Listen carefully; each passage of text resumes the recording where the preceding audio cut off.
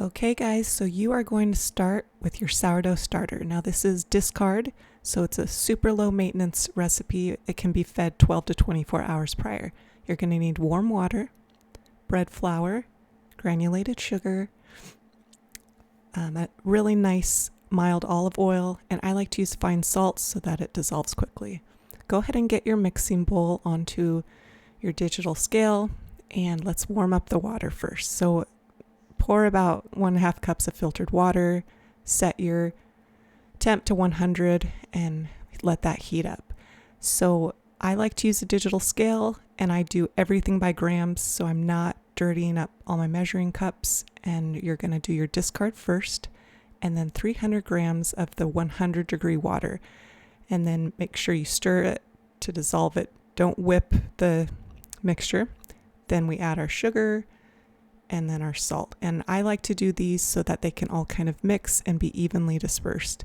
500 grams of flour is quite a bit, so get ready for this to take a bit, but make sure when you're doing your ingredients, you can just zero out the scale. It's much easier to see the new amount than to add it in your head as you go.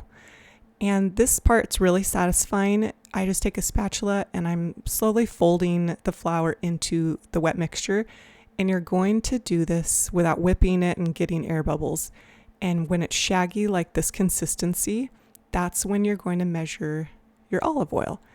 And then I like to use a food safe glove and I just mix it by hand. It's easier to me and I think it adds to the kneading process.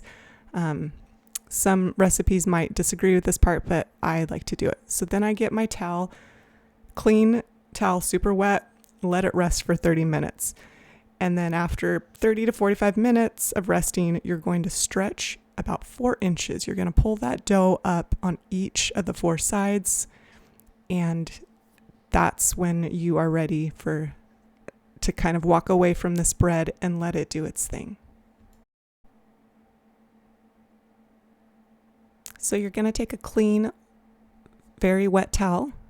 Not that it's dripping, but enough moisture. And I like to use the proofing button on our oven. It's 100 degrees. You don't want any warmer, and it raises beautifully. And while I'm doing this, I can make sure my cast iron pan is degreased with a little bit of vegetable oil. And you don't want puddles of vegetable oil, so use a paper towel to kind of soak those up. Now, when you're removing this dough that's been risen for about 8 hours, 8 to 10 in your oven, keep it in one piece. And I like to stretch it in the air it's about a foot long or so and about 5 inches wide. And you're shaping it into a rectangle because that's what you're going to roll and fit into your cast iron loaf pan. Now, I've used regular loaf pans and it's been just fine. It's just a little bit skinnier.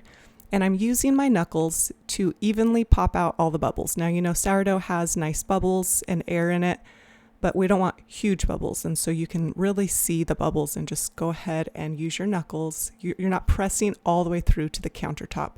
So then I'm gently rolling it up and shaping it into that loaf. Keep the seam side down, and then you can just put it into your loaf pan.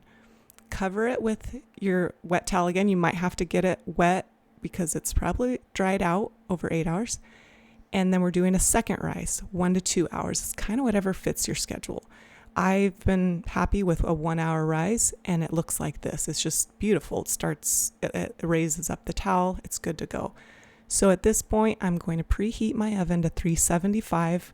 Now, I live in Northwest Arkansas, and so the humidity in the summer versus the fall hasn't made a difference. That is called the poke test. If you press your finger on the corner after the 1 hour rise and it indents, then you're good to go. 40 minutes is all it takes. I don't even test it. It's 40 minutes every time, not a minute over, not a minute under. And it turns out like this every time. It's absolutely gorgeous. I do not do an egg wash. My husband doesn't like the flavor of an egg wash, but after 10 minutes, you want to take it out of that pan because it will start drying it out. And the rule of thumb is let it sit out for an hour before you cut it so it doesn't cave. I've never tried it, but it is tempting because it smells so good and you really just want to try it. Now this bread, we like to just use a bread knife and we slice it up for toast and sandwiches. So that is it. Thanks for watching.